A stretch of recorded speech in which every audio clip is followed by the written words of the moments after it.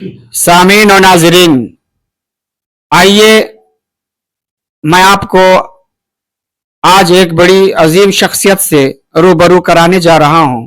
मैं इस वक्त शिमला बहाल कादरी मस्जिद धनबाद के मौजूदा इमाम हजरत अल्लामा मौलाना मुफ्ती समीरुद्दीन साहब मिसबाही से कुछ अहम सवालात करने जा रहे हैं और हम जानने की आज कोशिश करते हैं। जिन सवालात से आज के हमारे अवाम उलझनों में और पेचीदगी में जिंदगी गुजार रहे हैं कि आखिर इसका सही मसला और सही जवाब और सही तरीका क्या है, किस अंदाज में हम इफ्तार करें और इफ्तार की दुआ हकीकत में किस वक्त पढ़ना चाहिए। ऐसे बहुत सारे पेचीदा और सुलगते हुए मसाइल हैं जो अवामुन नास में बेचैनी होती है। आखिर कैसे क्या किया जाए और किस तरह से हम अपनी जिंदगी बेहतर से बेहतर कर सके शरीयत मुतहरा पे अमल करके। आइए हजरत मुफ्ती साहब से हम जानने की कोशिश करते हैं कि कुछ ऐसे लोग हैं जो और रोजेदार हैं, मगर रोजे की जो दुआ है, इफ्तार की जो दुआ है, कुछ लोग इफ्तार से पहले वो दुआ पढ़ते हैं। तो क्या इफ्तार की दुआ इफ्तारी से पहले पढ़ना चाहिए या आखिर में पढ़ना चाहिए? आइए ये मसला आज मुफ्ती साहब से अर्ज करते हैं और हल करने की कोशिश करते हैं। हजरत आप इसका सही जवाब बताएं, क्या इसका जवाब होगा? अस्सलामु अलैकुम वरहमतुल्लाहि ताला वबरकातुहू। सबसे पहले मैं आपके चैनल जी नवाज का शुक्रगुजार हूँ और हमारे मुहिब ग्रामी बिरादर अकबर हज़रत अल्लामा मौलाना हाफिज़ वक़ारी हसीब अशरफी साहब का, जिन्होंने मुझे आज ये बेहतर मौका दिया है कि लोगों के जो उलझने हैं, लोग जिस तज़ब्ज़ुब का शिकार हैं कि इफ्तार की वो जो नीयत है वो इफ्तार से पहले पढ़ना चाहिए या इफ्तार के बाद पढ़ना चाहिए, या फिर इस तरह के बहुत सारे मसाइल हैं जिनको जानना हमें और आपको बहुत ज़रूरी है। तो हम इन मसाइल को जानने की कोशिश करते हैं, लेकिन इससे पहले मैं कुछ बातें रमज़ान के हवाले से आपके सामने रखना चाहता हूँ। उम्मन लोग रोज़े के रमज़ान मुबारक के महीने में जानबूझ करके रोज़ा को छोड़ देते हैं। ये बहुत ही गलत है। उलमा ने लिखा है, उलमा ने फरमाया है कि अगर कोई बगैर उज़्र शरई के एक रोज़ा छोड़ता है तो वो 600 साल जहन्नम में जलेगा। अल्लाहु अकबर। एक रोजा छोड़ने की वजह से 600 साल जहन्नम में जलेगा। तो अगर अब कोई 30 रोजा जानबूझ करके छोड़ता है तो 6 को जब हम 30 से गुना करेंगे तो कितने दिन हो जाएंगे, इससे अंदाजा लगाएं। और ये भी जान लें कि अगर कोई इंसान बगैर उज़्र शरई के एक रोजा छोड़ता है और ये सोचता है कि हम दूसरे दिनों में इस रोजे की कज़ा कर लें, तो याद रखें उलमा ने लिखा है, बल्कि हदीस शरीफ है तकरीबन, कि दूसरे दिनों में अगर कोई इंसान जिंदगी भर भी रोजा रखे फिर भी वो रमजान मुबारक के रोजे का मुकाबला नहीं कर सकता है। रमजान मुबारक के रोजे का मुकाबला नहीं कर सकता है। इसलिए हमें इस माह मुबारक की अजमतों, इसकी शान और शौकत और इसकी बरकतों का खूब लुत्फ उठाना चाहिए और हमें इसका ज्यादा से ज्यादा एहतमाम करना चाहिए। खास तौर से रोजों का एहतमाम करना चाहिए। आज उमूमन लोग थोड़ी बीमारी की वजह से रोजों को छोड़ देते हैं। अगर किसी को बुखार आया तो रोजे छोड़ दिए, किसी को अगर थोड़ी सी परेशानी हो गई तो रोजे छोड़ दिए। हालांकि ऐसा नहीं होना चाहिए। आप सहाबा की तारीख को पढ़ें, नबी करीम सल्लल्लाहु अलैहि वसल्लम के जमाने को पढ़ें। लोग किस कदर बीमार हुआ करते थे, उसके बावजूद उन्होंने रोजा नहीं छोड़ा। अभी आपने गज़वा बद्र के हवाले से पढ़ा होगा, चूंकि रमजान मुबारक ही में गज़वा बद्र पेश आया। सहाबाए कराम सिर्फ खजूरें खा करके गज़वा बद्र में लड़े, लेकिन उन्होंने रोजा नहीं छोड़ा, उन्होंने रोजा रखा। ये सारी चीजें हमें इस बात की जानिब इशारा देती है कि चाहे इंसान कितनी ही परेशानी में हो, रोजा रखने की कोशिश करनी चाहिए, क्योंकि रोजा एक बहुत ही अहम इबादत है। क्योंकि रोजा रखने से इंसान को सवाब नहीं, नेकी नहीं, बल्कि खुद रब्बे कायनात मिल जाता है। खुद रब्बे कायनात इसका अजर और इसका बदला हुआ करता है। इसलिए हमें इस रोजे का ज्यादा से ज्यादा एहतमाम करनी चाहिए और हल्की फुल्की परेशानी और बीमारियों की वजह से हमें रोजों को नहीं छोड़ना चाहिए। अब आते हजरत आपके मसाइल के जानिब। आपने मसला ये पूछा कि लोग इफ्तार की जो नीयत है वो इफ्तार करते वक्त पढ़ लेते हैं। याद रखें, इसका सही मसला ये है कि इफ्तार की जो नीयत है वो इफ्तार करने के बाद पढ़ी जाए। क्योंकि इंसान खा रहा होता है, उस वक्त इंसान उमूमन क्या कर रहा होता है, खा रहा होता है। तो खाने की नीयत ये नहीं है, बल्कि ये रोजा खोलने की नीयत है, ये इफ्तार करने की नीयत है, खाने की नीयत नहीं है। खाने की दुआ तो वही है, बिस्मिल्लाह व अला बरकतिल्लाह। तो आप बिस्मिल्लाह व अला बरकतिल्लाह पढ़ करके खाएं। उसके बाद जब खा लें तो बिल्कुल इत्मीनान और सुकून के साथ वो दुआ पढ़ें, अल्लाहुम्मा इन्नी लका सुमतु व बिका आमनतु व अलैका तवक्कलतु व अला रिज़्क़िका अफ्तरतु फतक़ब्बल मिन्नी। आप जब इसके मानी पे भी गौर व फिक्र करेंगे ना तो आप इसी नतीजे पे पहुंचेंगे कि ये जो नियत है हमें इफ्तार करने के बाद पढ़ना चाहिए। क्योंकि आपने क्या पढ़ा, अल्लाहुम्मा लका सुमतु, ए अल्लाह मैंने तेरे लिए रोजा रखा, व बिका आमनतु और तुझ पे ईमान लाया, है ना, व अलैका तवक्कलतु और तुझ पे भरोसा किया, व अला रिज़्क़िका और तेरे दिए हुए रिज़्क़ पर अफ्तरतु मैंने इफ्तार की, फतक़ब्बल मिन्नी तो मेरी जानिब से मेरे रोजे को कबूल फरमा। तो आप देखें इसके मानी से भी ये पता चलता है कि ये पहले नहीं बल्कि बाद में पढ़नी चाहिए। क्योंकि जब इंसान इफ्तार कर लेगा तब ना ये सारी चीजें कहेगा कि मैंने रोजा रखा, मैंने तेरी दी हुई रिज़्क़ से इफ्तार की तो तू मेरी रोजे को कबूल फरमा। ये सारी चीजें कब कहेगा, जब इफ्तार कर लेगा। तो इसके मानी से भी ये पता चलता है कि ये जो नियत है, रोजे की जो नियत है, ये रोजा खोलने के बाद पढ़ना चाहिए और बिस्मिल्लाह व अला बरकतिल्लाह कह करके इफ्तार करना शुरू कर देना चाहिए। यही सही तरीका है, उलमा ने इसी को बेहतर बताया है। अच्छा, एक सवाल और है हजरत, आजकल अवामुन्नास में ये देखा जाता है, ये मशहूर है कि सुबह की अजान होती रहती है और अजान होने तक खाना पीना, खैनी, तंबाकू, बीड़ी, सिगरेट लोग पीते हैं। और जो सहरी का हकीकत में जो वक्त है तो क्या अजान होने तक है या उसका कोई खास वक्त मुतय्यन है? क्या जो लोग अजान तक खाते पीते रहते हैं उनका रोजा होता है या नहीं होता है? हजरत आपसे गुजारिश है थोड़ा इस मसले पे आप रोशनी डालें। जी माशाल्लाह, अल्हम्दुलिल्लाह, आपका ये बड़ा अहम मसला है क्योंकि लोग इसमें बहुत ज्यादा मुलविस हैं।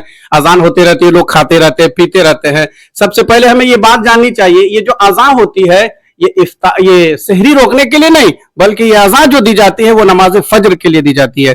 और फजर के वक्त से पहले ही पहले इफ्तार ये सहरी का वक्त खत्म हो जाया करता है। उमूमन ये सहरी का वक्त खत्म होने के बाद एहतियात के तौर पे 5-7 मिनट के बाद ही लोग अजान देते हैं, है ना। हाँ, तो जब वक्त खत्म हो गया और 5-7 मिनट के बाद अजान दी जा रही है और आप उस वक्त खा रहे हैं, पी रहे हैं, तंबाकू या कुछ भी आप खा पी रहे हैं तो इससे आपका रोजा नहीं होगा। चूंकि रोजे का जो वक्त था वो खत्म हो चुका है। अब इधर खाना पीना आपको नहीं था बल्कि खाने पीने से रुक जाना था।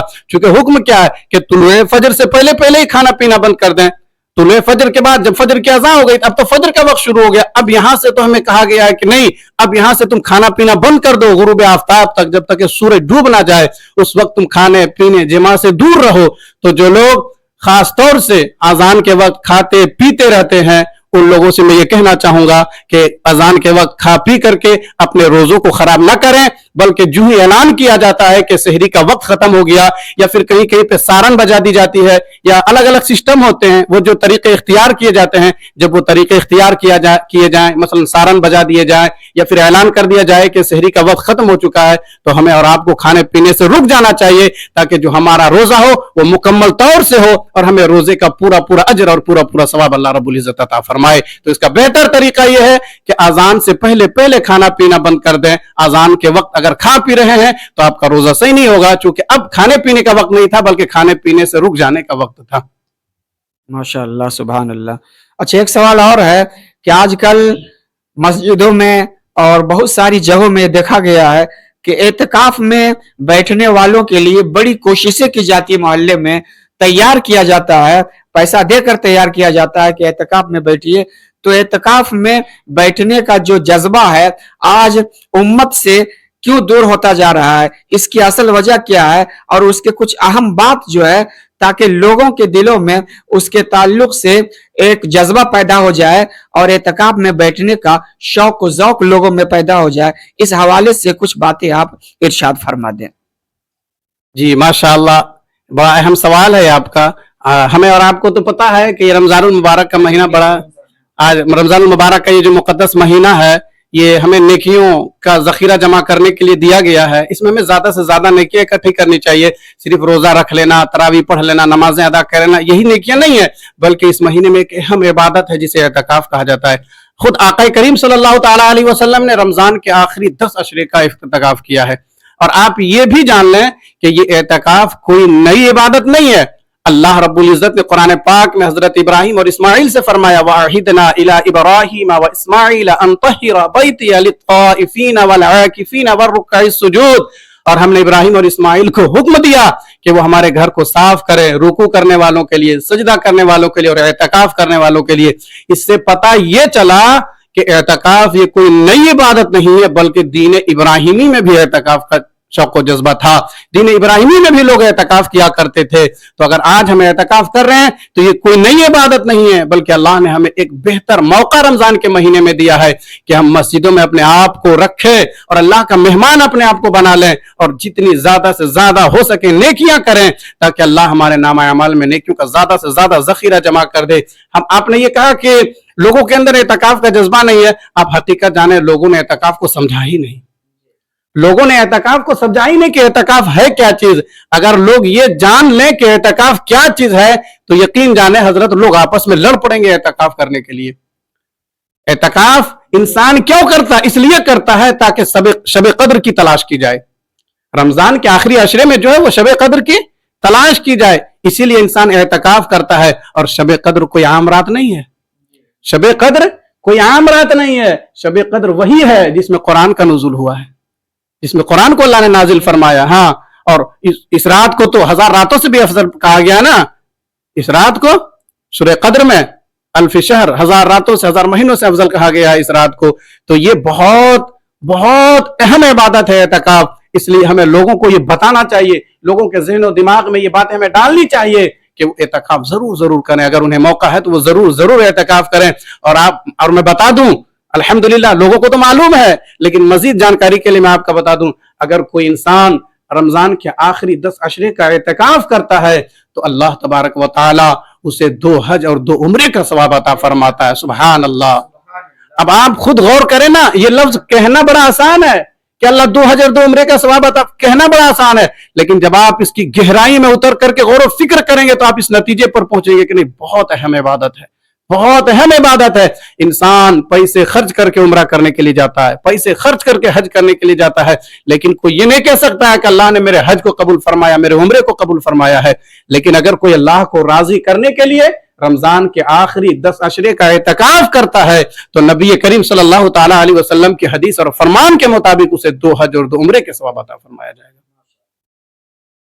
ماشاء اللہ, سبحان اللہ. یہ ہمارے مفتی سمیر الدین صاحب مصباحی جو بہتر طریقے سے ہم سبوں کی اصلاح فرما رہے تھے. ایک اور سوال یہ ہے حضرت کہ آج کل عوام الناس میں خاص طور سے نوجوان طبقہ صرف دن بھر وہ بھوکا رہتے ہیں اور روزہ رکھنے کے باوجود وہ طرح طرح کی برائیوں میں لہو و لعب میں مشغول رہتے ہیں, موبائل میں گندی گندی چیزیں دیکھتے رہتے ہیں, گانے سنتے رہتے ہیں.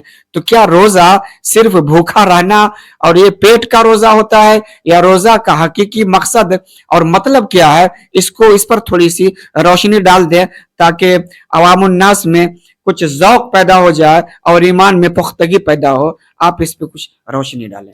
جی الحمدللہ, میں آپ کے چینل کے ذریعے سے لوگوں کو یہ بتانا چاہتا ہوں کہ صرف کھانے پینے سے رک جانے کا نام روزہ نہیں ہے, بلکہ روزے کا مطلب یہ ہے کہ آپ کھانے پینے سے رکے ہیں تو ہر لہو و لعب, ہر غلط کام سے بھی رکیں, تاکہ آپ کا جو روزہ ہو وہ مکمل طور سے روزہ ہو. ایک روزہ ہوتا ہے ظاہری طور پر, ایک روزہ ہوتا ہے باطنی طور پر. ظاہری طور پر یہ کہ آپ کھانے پینے سے رک گئے, یہ ظاہری طور پر ہے کہ آپ روزے دار ہیں. لیکن اگر آپ کھانے پینے سے رکے ہیں, چغلی کر رہے ہیں, غیبت کر رہے ہیں, بدنگاہی کر رہے ہیں, ہے نا, نگاہ کی حفاظت نہیں کر رہے, ہاں, یہ ساری چیزیں اگر آپ نہیں کر رہے ہیں تو یاد رکھیں ظاہری طور پر آپ تو روزے دار کہلائیں گے, لیکن حقیقت پر آپ کو روزے کا جو نور ہوتا ہے وہ نور نہیں حاصل ہو پائے گا. اور جب انسان بھوک پیاس کی شدت کو برداشت کر رہا ہے تو ہونا تو یہ چاہیے کہ وہ بدنگاہی سے بچے, چغلی سے بھی بچے, غیبت سے بھی بچے, ہر وہ غلط کام سے بچے جس سے اللہ اور اللہ کے رسول صلی اللہ تعالی علیہ وسلم نے منع فرمایا ہے, تاکہ آپ کا جو روزہ ہو وہ کامل و اکمل روزہ ہو, اور آپ کو جو اللہ رب العزت روزے کا اجر عطا فرمائے وہ پورا اجر عطا فرمائے. اس لیے میں خاص طور سے آپ کے اس سوال کے ذریعے سے اور آپ کے چینل کے ذریعے سے اپنے نوجوان بھائیوں کو یہ پیغام دینا چاہوں گا کہ میرے بھائیوں, یہ رمضان کا مقدس مہینہ ہے. اس مہینے میں آپ جہاں پہ کھانے پینے سے رک رہے ہیں, ہر چیز سے رک رہے ہیں, وہیں پہ آپ چغلی سے, غیبت سے, غلط کاموں سے, بدنگاہی سے بھی بچیں, تاکہ آپ کا روزہ جو ہو وہ روزے کے ساتھ ساتھ نور روزہ بھی آپ کو حاصل ہو, اور اللہ آپ کو روزے کا پورا اجر اور ثواب عطا فرمائے. اس لیے ہر غلط کام, ہر غلط چیز سے بچ کر کے اپنے روزے کو مکمل کریں, تاکہ اللہ ہمیں اور آپ کو कल मैदान महशर में रोजे का पूरा पूरा अज्र और बदला अता फरमाए। और आखिर में आपके चैनल के जरिए से मैं यही कहूंगा कि अल्लाह तबारक व तआला हम लोग जो ये रोजे रखे, तकरीबन 18 रोजे हम लोग रख चुके हैं, अल्लाह तबारक व तआला हमारे इन रोजों को कबूल फरमाए। और अगर हमसे रखने में अगर किसी तरह से कोई गलती हो गई, अल्लाह माफ फरमाए और हमें रोजे का पूरा पूरा अजर और इसका सवाब अता फरमाए। और जन्नतुल फिरदौस में हम तमाम मुसलमानों को आला साला मकाम अता फरमाए। नबी करीम सल्लल्लाहु ताला अलैहि वसल्लम का पड़ोस बनाए। अस्सलामु अलैकुम व रहमतुल्लाहि व बरकातुहू।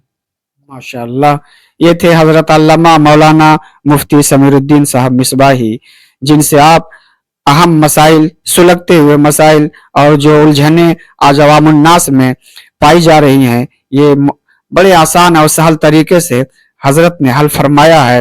हजरात, जब जब जिंदगी में आपको नेक काम करने का मौका मिले, आप जरूर कर जाइए, इसलिए कि जिंदगी का कुछ भरोसा नहीं, कब किसकी कहाँ मौत हो जाए।